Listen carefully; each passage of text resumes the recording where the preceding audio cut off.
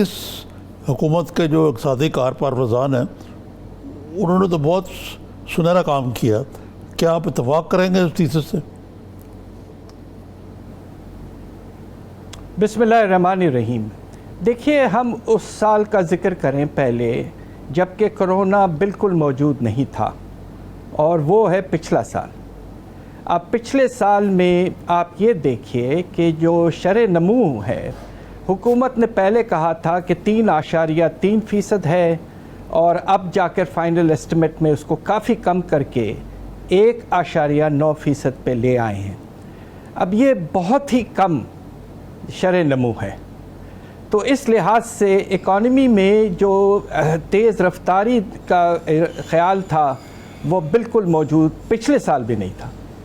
اور اس سال کے پہلے 8 مہینے میں آپ کچھ انڈیکیٹرز کو دیکھیں تو اس بات کا اندازہ ہوگا کہ شاید ترقی کی رفتار میں کچھ خاص اضافہ نہیں ہو رہا تھا.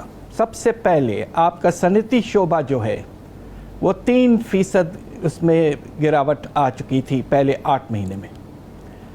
دوسری طرف آپ یہ دیکھیے، اور یہ کرونا سے پہلے ہے، دوسری طرف آپ کے انویسٹمنٹ میں، مشینری کی امپورٹ میں کوئی خاطر خواہ اضافہ نہیں نظر آ رہا تھا. تیسری طرف آپ یہ دیکھیے کہ آپ کا جو افراط زر کی رفتار ہے وہ بہت تیزی سے آگے بڑھ چکی تھی. اور جنوری کے مہینے میں آپ کو یاد ہوگا کہ 14.6% تک ہم پہنچ گئے تھے افراط زر، اور کھانے پینے کی اشیاء کی قیمتیں 25% تک جا چکی تھی.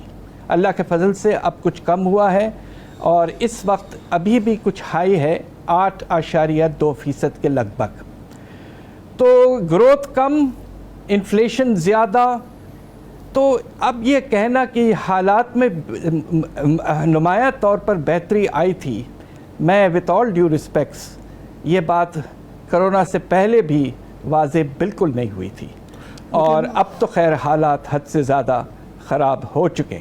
لیکن ڈاکٹر صاحب، یہ جو IMF کے پیکج میں جانے سے پہلے یہ حکومت نے IMF کی کنڈیشنلٹیز کو امپلیمنٹ کرنا شروع کر دیا تھا، اور وہ کنڈیشنلٹیز کا مقصد یہ تھا لو گروتھ کو اکانومی جو ہے اس کو ٹھنڈا کیا جائے. اس کے نتیجے میں جب کہ آپ نے روپے کی قیمت گرا دی بہت زیادہ، انویسٹمنٹ کلائمیٹ بھی خراب ہو گیا، انٹرسٹ ریٹ کا آپ نے ذکر نہیں کیا، وہ کہاں کا کہاں پہنچ گیا. اس سارے تناظر میں یہ بڑے فخر سے کہنا کہ 73% ہم نے کرنٹ اکاؤنٹ ڈیفیسٹ کام کیا ہے، اس لیے کہ درآمدات کم ہوئی ہیں.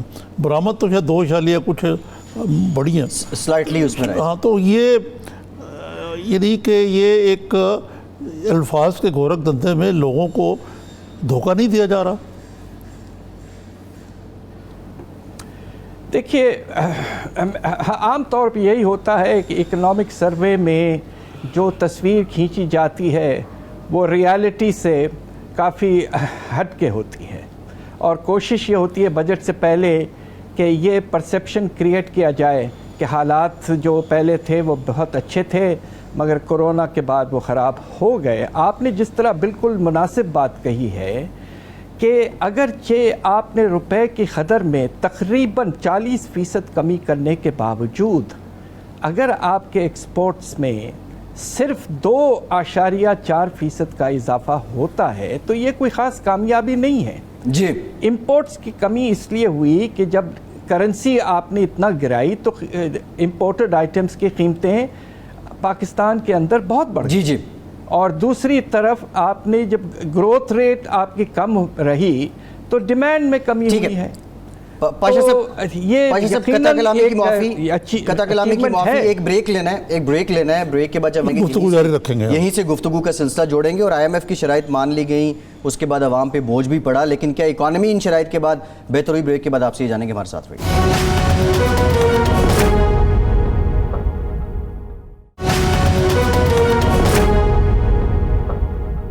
بریک کے بعد ایک بار پھر سے آپ کو خوش آمدید کہیں گے. حفیظ پاشا صاحب ہمارے ساتھ موجود ہیں. پاشا صاحب، بریک سے پہلے بات کر رہے تھے IMF کی شرائط، جس طرح نظامی صاحب نے کہا کہ ان پہ بجٹ بنایا گیا، شرائط مان لی گئیں، اور اس کے بعد بوجھ عوام پہ پڑا. جس طرح آپ نے کہا کہ جنوری میں مہنگائی 14.6% تک پہنچ گئی, لیکن یہ شرائط معیشت کی سرجری کے لیے مانی گئی تھیں. آئی سی یو میں جو میں معیشت یہ عرض تھی. کر رہا تھا کہ یہ آئی ایم ایف کے پروگرام پہ جانے سے پہلے ہی, کیونکہ یہ لوگ آئی ایم ایف کے ہی ہیں وہاں, جی I M F world bank کے, انہوں نے پہلے ہی ان شرائط پر مینوان شروع کر دیا تھا عمل. جی. دوسرے میرا ڈاکٹر صاحب سے یہ سوال ہے کہ کیا ہم نے پاکستان کی اقتصادی معیشت کے یا قومی مفاد میں کوئی ہارڈ بارگیننگ کی یا اس پوزیشن میں, کیونکہ آج حفیظ پاشا صاحب نے عجیب بات کی ہے کہ آئی ایم ایف آپ کا محتاج نہیں ہے, اتنے لوگ ہیں, وہ آپ کے پیچھے نہیں پھر رہا وغیرہ وغیرہ. یہ باتیں لگ رہا تھا کہ وہ پاکستان کے وزیر خزانہ نہیں بلکہ آئی ایم ایف کی ترجمانی کر رہے ہیں. جی یہ کچھ نامناسب سی بات تھی, اور یقیناً آئی ایم ایف ایک بین الاقوامی ادارہ ہے, اس کے بورڈ کے بہت سے ملک ممبرز ہیں, اور آپ کو سن کے شاید اس بات کی بھی خوشی ہو کہ ہم بھی اس بورڈ کے ممبر ہیں. یہ ادارہ یونائٹڈ نیشنز نے قائم کیا تھا, تو یہ اس لیے قائم کیا گیا تھا کہ جنگ کے بعد یہ کوشش ہو کہ دنیا میں ترقی کی رفتار غریب ملکوں میں بڑھے, تو اس کا مقصد وہی تھا. تو یہ کہنا کہ ہم یہ ادارہ جو ہے اس کا اپنا کوئی آبجیکٹو نہیں ہے, ہمارا ہے آبجیکٹو, ہمیں فائدہ ہے, یہ وتھ آل ڈیو ریسپیکٹس نامناسب سی بات تھی. اور دوسری طرف آپ نے یہ پوچھا ہے کہ کیا ہم اس سال بھی بجٹ میں جو انہوں نے اہداف دیے تھے, ٹارگٹس دیے تھے, کیا ہم ان کو تقریباً مان لیا ہے؟ اب اس طرح دیکھیے کہ اندازہ یہ ہے کہ آنے والے سال میں چونکہ حالات حد سے زیادہ خراب ہیں, تو ہمارا ڈیفیسٹ جو ہے وہ زیادہ کم ہونے کے امکانات نہیں ہیں, بجٹ ڈیفیسٹ. مگر حکومت نے شاید اس بات پہ اگریمنٹ کر لیا ہے کہ تقریباً 9.3% جی ڈی پی کا اس سال کا ڈیفیسٹ, اس سے تقریباً کم از کم 2% of the G D P سے کم کریں گے. اور یہ کیسے؟ وہ اس طرح کہ کم از کم آپ کے ریونیوز میں اس مشکل سال میں, آنے والے سال میں آپ 25 سے 26% اضافہ کریں گے ریونیوز میں. جی. اور دوسری طرف خرچوں میں سخت کمی ٹائٹ کریں گے, اور اس میں صرف اضافہ 6% کا.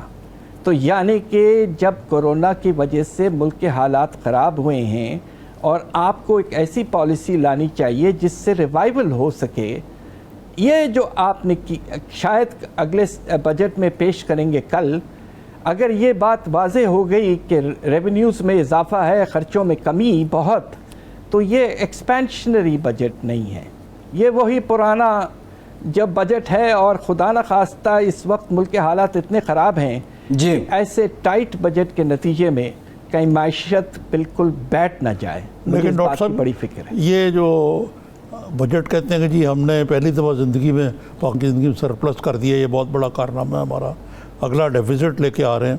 پھر اس کے ساتھ ساتھ یہ جو آج حفیظ شیخ صاحب نے اس بات پہ بڑا فخر کا اظہار کیا ہے کہ اسٹیٹ بینک سے ہم نے کوئی قرضہ نہیں لیا, لیکن دوسری طرف پاکستان کی تاریخ میں سب سے زیادہ قرضہ اتنے مختصر عرصے میں $15 ارب اس حکومت نے لیا ہے. اب یہ موجودہ جو پاکستان کی ڈیٹنس ہے اس میں یہ سارا اضافہ اس بات میں ڈال دینا کہ پچھلی حکومت کا کال کر گئی تھی, اس لیے ہمیں ملک کو بچانے کے لیے رکھا تو یہ قرضہ لینا پڑا. کہاں تک یہ استدلال درست ہے؟ یہ بہت اہم سوال ہے, اور اس میں آپ یہ دیکھیے کہ جو بات ہمارے ایڈوائزر صاحب نے کہی, ایک بات ان کی بالکل مناسب ہے, اور وہ یہ ہے کہ جو ہم نے روپے کی قدر میں کمی کی جس کا انہوں نے بہت ذکر کیا, اس کے نتیجے میں ہمارا جو ڈیٹ ہے, پبلک ڈیٹ, اس میں 2 سال میں تقریباً 4,500 ارب کا اضافہ ہوا ہے کم از کم. پورا جو اضافہ ہے ایکسپیکٹڈ سال کے اینڈ تک 2 سال میں تقریباً 12 کھرب یا 12,000 ارب. تو یعنی کہ ڈیفیسٹ کا جو اصل حصہ ہے وہ 7,500 ارب ہے اور 4,500 ارب روپے کی قدر گرنے کی وجہ سے ہے. مگر آپ یہ دیکھیے کہ یہ 7,500 ارب بھی بہت بڑا اماؤنٹ ہے. آپ 2 سال میں اگر اس حکومت کے دوران قرضوں میں 12 کھرب کا اضافہ ہوا ہے جی تو پچھلی حکومت کے 5 سال میں 11 ارب سے کم کھرب سے کم اضافہ ہوا تھا. تو یقیناً دونوں چیزیں ہیں. ایک تو خسارہ بہت بڑا ہے، گیپ جو ہے ریونیو اور ایکسپینڈیچر میں بہت بڑھ گیا ہے، اور دوسری طرف جب آپ نے روپے کی قدر گرائی اور بہت گرائی تو اس کے نتیجے میں آپ کا جو ایکسٹرنل باہر کا جو ڈیٹ ہے اس کی روپے ویلیو بہت بڑھ گئی ہے. تو دونوں فیکٹرز ہیں. صرف یہ کہنا کہ صاحب یہ اس لیے ہوا ہے کہ روپے کی قدر گر گئی، یہ نامناسب ہے. جی اچھا پاشا صاحب، میں آپ سے جاننا یہ چاہ رہا تھا کہ جس طرح آپ نے کہہ بھی دیا کہ مہنگائی اس سال بہت عروج پہ گئی، بوجھ تو عوام پہ پڑا، لیکن بنیادی مقصد IMF کے پاس جانے کا یہ تھا کہ اس معیشت کی سرجری ہوگی. تو اس سال یہ جو سال گزرا ہے، کیا حکومت کامیاب ہوئی کسی حد تک کہ اس کی بنیادیں ہی کم از کم ٹھیک کر دی جائیں؟ کوئی ریسٹرکچر ہوا، کوئی پہلو اس کا؟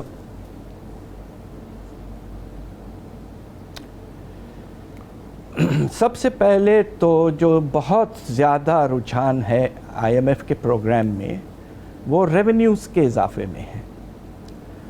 اور اگر آپ ہمارے ٹیکس ریونیوز کو دیکھیں تو ہم نے اس سال کے بجٹ میں تقریباً 600 ارب کے ایڈیشنل ٹیکسیشن لگائے تھا. اس کے باوجود فیبروری تک صرف 17% اضافہ ہوا تھا ریونیوز میں، جبکہ ٹارگٹ گروتھ ریٹ جو ہم نے ایکسیپٹ کیا تھا کم ہونے کے باوجود 31% تھا. تو یعنی کہ شارٹ فال ایڈیشنل ٹیکسیشن، سب سے ہائیسٹ ایڈیشنل ٹیکسیشن پاکستان کی تاریخ میں، اس کے باوجود ریونیوز میں کم اضافہ ہو رہا تھا. اس کی وجہ یہ کہ اکانومی میں گروتھ نہیں اتنی زیادہ تھی.